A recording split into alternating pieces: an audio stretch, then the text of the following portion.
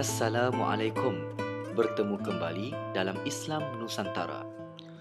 Bumi Aceh yang menjadi bumi peneraju syariat Islam telah melahirkan ramai ulama-ulama yang berperanan besar dalam kemajuan Islam di Nusantara. Ulama-ulama ini kalau dikaji semula, asal usul mereka berasal dari tanah Arab. Penempatan mereka di bumi Aceh ini seumpama satu kesinambungan Islam yang dibawa oleh baginda Nabi SAW.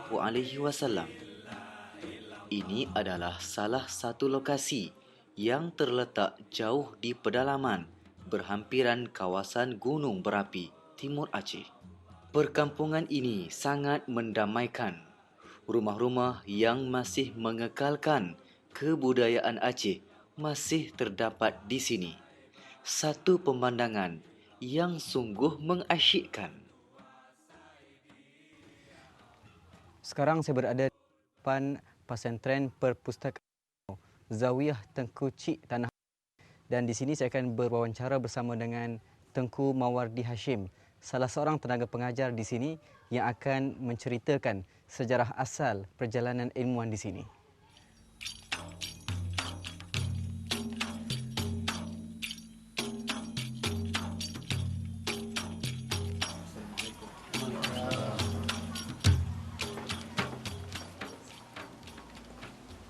Kunjungan saya ke pesantren Tanah Abeh disambut baik oleh pewaris ulama Tengku Cik Tanah Abeh, iaitu Tengku Ridwan.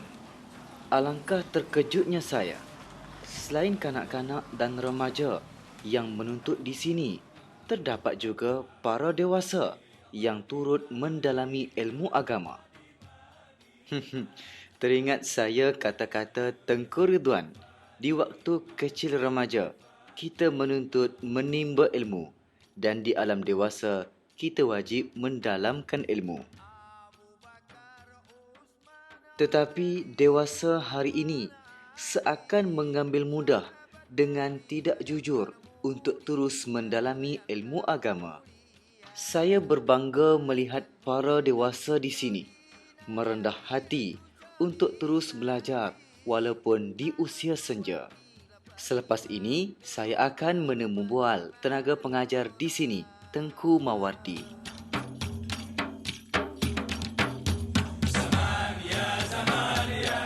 Sekarang kita berada di sekitar perpustakaan kuno ya Tengku. Di perpustakaan ini macam biasa kita sebut sebagai pesantren. Jadi mungkin saya boleh temu bual Tengku berkenaan dengan acara di sini sebagainya. Okey, macam pengajian di sini yang kelazimannya digunakan penekanan kepada madah apa, subjek apa di sini? Tauhid. Oh, tauhid dia punya Tauhid, tasawuf, juga fiqh, fikihnya dan juga yang lain-lain, ilmu sejarah juga dikaji, dan ilmu hadis. Oh, jadi pengajiannya menyeluruh tapi menyeluruh. fokusnya penekanan lebih kepada tauhid. Tauhid. Sesuai dengan penekanan ulama Awaluddin Ma'rifatullah ya. Ya. Jadi macam penekanan tauhid itu biasanya kitab-kitab kelaziman yang digunakan pakai di pesantren ini kitab apa Tengku? Kitab itu kitab bahasa apa namanya? Kitab bahasa Jawi ya. Kitab Jawi. Kitab 8 tu. Kitab ulama Aceh. Seperti Aqidatun Najin pun digunakan pakai di sini. Oh, sama seperti di Malaysia juga. Ya. Jadi saya difahamkan memang pesantren ataupun perpustakaan kuno ni sekarang telah pun berada di generasi yang ke-10. Ya. Jadi berarti pesantren ini barangkali pesantren yang terlama di Aceh ke macam mana Tengku? Menurut sejarah Ini juga pesantren yang terlama. Tapi sejarah juga yang kami dengar dari guru kami juga. Kalau asal mulanya Islam memang dari Pasir itu arah ke timur sana. Mungkin kemudian baru datang ke sini, tempat kita ini ya. Kalau lamanya daya kita ini mungkin sudah mencapai juga 500 tahun di belakang. Oh, sangat lama. Iya. Dan mulanya daya ini yang di sana di sawah itu yang namanya daya, yang namanya Jerat Putih. Pesantren ini sudah lama ditinggalkan. Ia terletak jauh dari pesantren Tanah Abe masa kini. Pesantren ini menjadi tempat makam ulama Tengku Cik Tanah Abe yang disemadikan di sini. Punca utama perpindahan mereka adalah disebabkan sumber air. Arahnya ke selatan daerah ini, ke sana. Kira-kira jauhnya 1 kilo lah lebih kurang. Dari sini. Dari sini. Kalau kita pergi ziarah ke sana boleh? InsyaAllah boleh. Baik. Baiklah, insyaAllah untuk mencungkil menyingkap sejarah ilmuwan Islam dan asal usulnya pesantren perpustakaan kuno ini, kita akan ke Maqbarah Jerat Putih.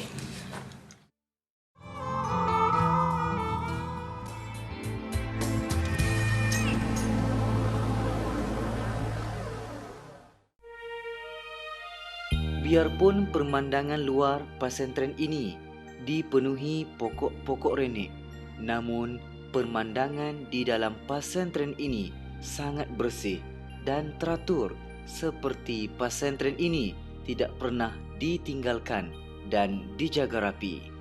Persoalannya, siapa yang menjaganya? Rupa-rupanya pesantren ini dijaga oleh seorang penjaga makam.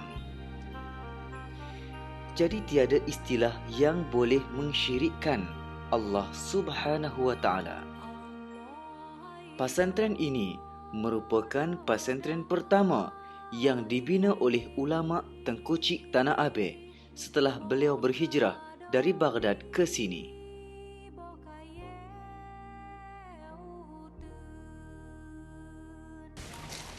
Jadi kelihatan nampak seperti agak usang sikit. Ya, memang sudah bangunnya udah gitu lama. Apalagi nggak diurus ini kurang dah jauh dengan orang yang tinggal ini. Baiklah, sekarang saya berada di tapak asal pesantren yang juga dikategorikan sebagai pesantren yang tertua antaranya, yang mana dari sini wujud pula perpustakaan kuno Zawiyah Tengku Cik Tanah Abe yang pernah kita ziarah sebelum ini. Dan bersama dengan saya Tengku Ridwan, salah seorang yang punya salah silah dengan tempat asal ini.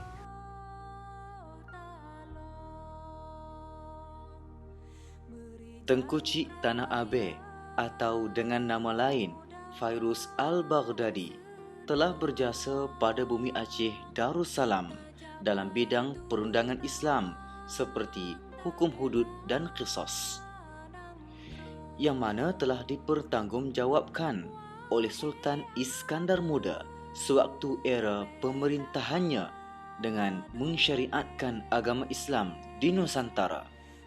Tengku Cik Tanah Abe yang mempunyai kepakaran dalam ilmu nahu telah melahirkan ramai ulama-ulama kecil yang tersebar di Nusantara.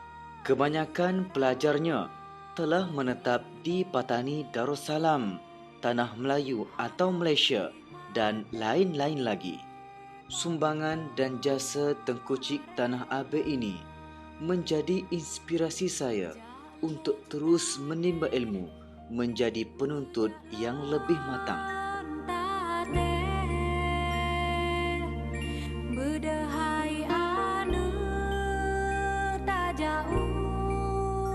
Alhamdulillah, ini memang tapak asal pesantren Tengku Cik Tanah Abe, karena almarhum dulu datangnya dari Irak. Kerajaan Iskandar Muda datang ke Aceh. Maknanya kurang lebih anggaran usia pesantren di sini berapa tahun? Kalau di sini pertama datang dari Irak itu tahun 1625. 1625, lama tu. Ya, waktu kerajaan Iskandar Muda di Aceh. Jadi beliau diangkat sebagai qadi waktu Iskandar Muda, sehingga ada orang-orang yang melaksanakan zina itu macam-macam diserahkan oleh kerajaan Iskandar Muda, itu diserahkan kepada Tengku Syek dan Hwabe. Di jilidnya itu hududnya diserahkan ke Tengku Syek dan Hwabe. Ada tempat hudud kira-kira di sini ada 3 kilometer. Orang yang berzina itu kan kena rajam. Mana tempat dijatuhkan hukuman hudud? Ya. Tak jauh di sini. Tak jauh, kira-kira 2 kilometer lah dari sini. Memang Kesultanan Aceh menyerahkan untuk pengurusan hudud kepada Tengku Syek dan Hwabe itu. Ya. Jadi sekarang tempat ini menjadi sebagai tempat apa, Tengku? Sekarang ini cuman sejarah aja kan. Orang kunjungi, kebanyakan orang-orang yang datang cuman ke tempat di Dayak sekarang yang tempat kita kunjungi. Sebahagian kecil ada juga yang ingin mengetahui sejarah, jadi kunjungi ke tempat ini sebagaimana kita pada hari ini. Jadi bermakna tempat ini satu ketika itu memang dipenuhi dengan pelajar santri-santri dari berbagai tempat. Kabarnya difahamkan yang datang sini dari serata dunia, Tengku. Iya. Memang itu termasuk Tengku Syek dan Hwabe, sebagaimana saya ceritakan, banyak juga murid-murid dia itu yang pulangnya ke Thailand. Thailand. Karena itu termasuk juga Tengku Syek dan Hwabe di sana itu dia seorang ulama yang ahli bahagian tarikat, tauhid dan juga ilmu nahunya.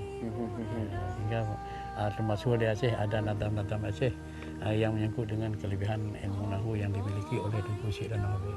Bermakna Tengku Syek ni seorang yang pakar dalam bidang bahasa sebab nahu itu kan. Itu. Mungkin Tengku ada pengetahuan sedikit kira-kira kuantiti ataupun jumlah seramai mana yang pernah belajar di sini barangkali. Tapi kalau jumlah yang sebenarnya kita mungkin kurang paham juga. Tapi pokoknya kalau dulu memang termasuk orang-orang yang belajar sama Tengku Syek dan Hwabe. Ramainya, tapi kita nggak tahu persis berapa jumlahnya. Baiklah, terima kasih banyak Tengku atas perkongsian yang diberikan. Saya fikir informasi yang Tengku kongsikan dengan kita dan penonton Islam Nusantara sangat bermakna, insya-Allah. Alhamdulillah. Sekali lagi terima kasih banyak Tengku. Baiklah, insya-Allah selepas ini kita akan menyingkap pula menyorot sejarah salah seorang lagi tokoh ilmuwan ulama yang terkenal di Aceh, Syekh Abdul Rauf bin Ali Al-Fansuri, insya-Allah.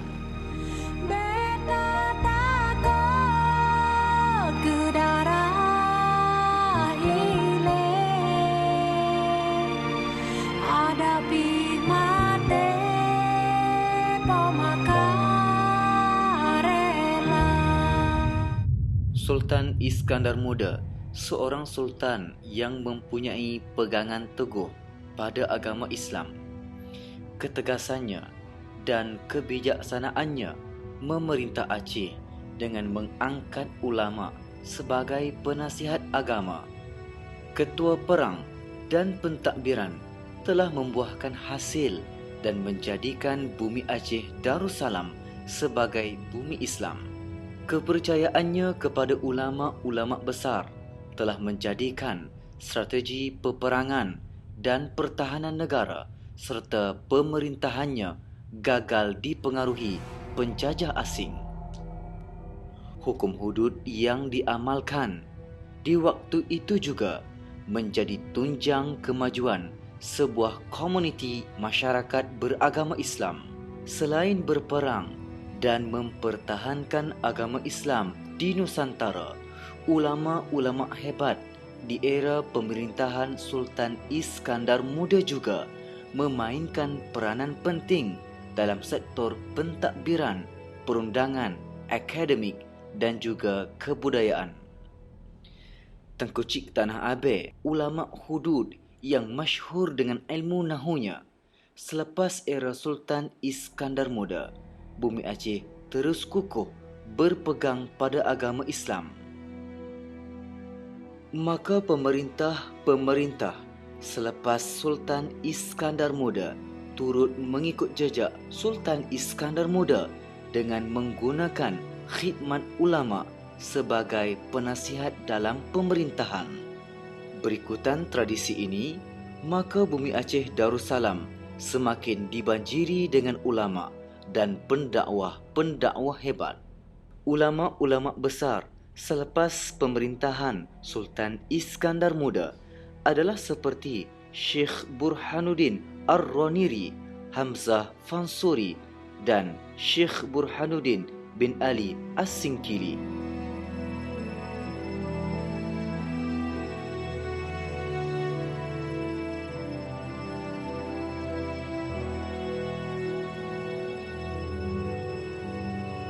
Apabila disebut tentang Syekh Abdul Rauf As-Singkili atau nama lainnya Syah Kuala, saya teringat tentang penjelasan Dr. Nordin, Kepala Muzium Aceh, bahawa ulama ini juga mempunyai keistimewaannya tersendiri.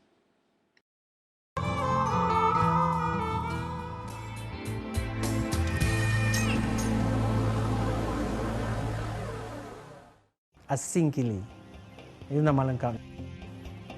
Kemudian gelar juga dengan Syah. Jadi Syekh yang ada yang tinggal di Kuala. Kebetulan beliau mendirikan pesantren di Kuala Aceh. Kuala Sungai Aceh itu, Kurung Aceh. Maka disebut dengan Syah Kuala, Syah yang tinggal di Kuala. Beliau ulama yang sangat-sangat moderat, bisa diterima oleh semua kalangan masyarakat. Yang sebelumnya itu saling berdebat, datang Abdul Rauf menjadi dingin, semuanya cair karena peranan beliau. Dan beliau juga menyalahkan Nurdin Ar-Raniri dalam satu karyanya, tapi tidak betul-betul tidak terang. Beliau menyebut kalau ada tikus, apakah rumah harus dibakar? Misalnya seperti itu bahasanya. Kiasan-kiasannya. Dan apabila kata kafir itu kita arahkan kepada orang, apabila orang tersebut bukan kafir, maka kafir itu akan kembali kepada kita. Itu kritik terhadap Nurdin Ar-Raniri. Jadi beliau sampai hari ini, beliau adalah ulama besar, khalifah utama aliran Tarikat Syatariah untuk Nusantara. Ya, seakan-akan karena kebesaran namanya, seakan-akan di Aceh hanya ada satu ulama, yaitu Syekh Kuala atau Syekh Abdul Rauf Singkil. Padahal banyak ulama di Aceh, sebelum dan setelahnya itu banyak ulama. Tapi karena besarnya peranan beliau di mata orang di Nusantara ini atau di Aceh khususnya, seakan-akan yang ada ulama cuma Abdul Rauf Singkil. Ini tergambar kenapa? Tergambar pada ungkapan orang Aceh. Adat bak por temurhum. Adat itu artinya apa? Hukum negara. Hukum bak Syekh Kuala. Personifikasi ulama itu dipersonifikasikan pada Syekh Kuala. Syekh Kuala itu adalah Syekh Abdul Rauf. Jadi hukum itu adalah hukum Islam. Itu ada di tangan Syekh Abdul Rauf. Kanun bak Putrofang. Putrofang itu putri Pahang maksudnya.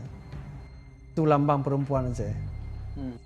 Resam bak Bintara atau bak Laksamana. Resam itu adalah peraturan-peraturan kecil dalam komunitas masyarakat paling bawah. Itu resam.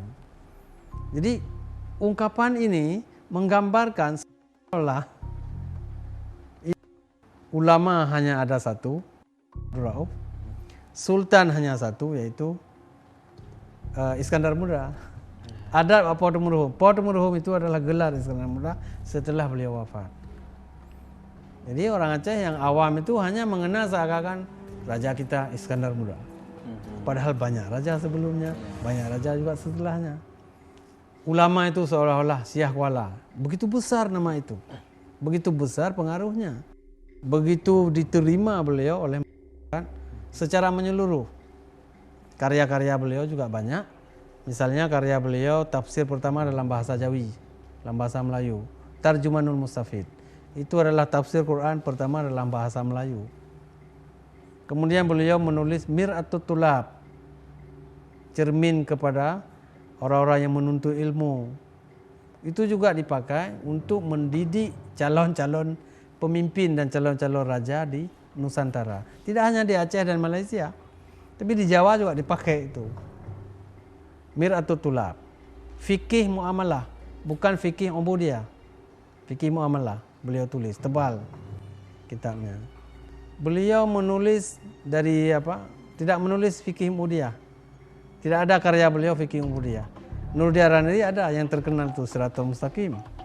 Itu fikih Ubudiyah, bukan fikih muamalah. Tapi Abdul Rauf menulis fikih muamalah.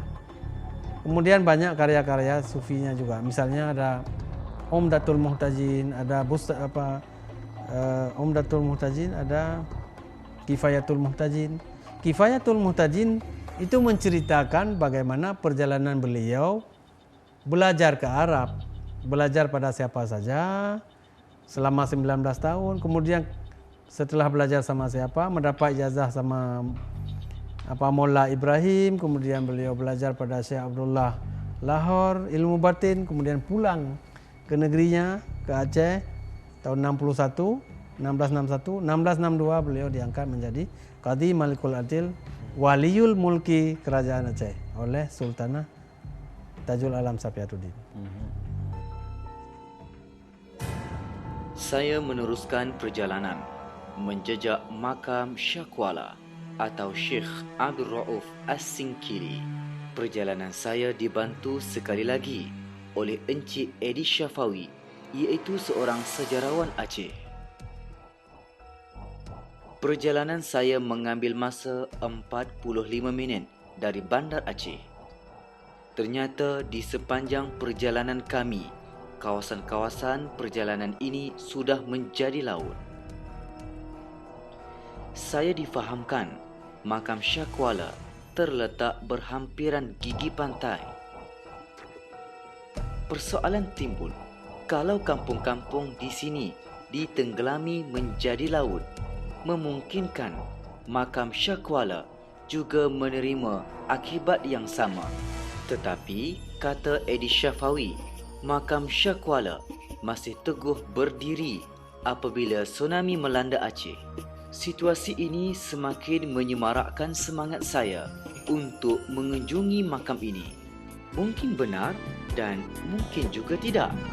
Kita bertemu lagi di episod akan datang bersama saya menyingkap sejarah peradaban Islam dalam Islam Nusantara.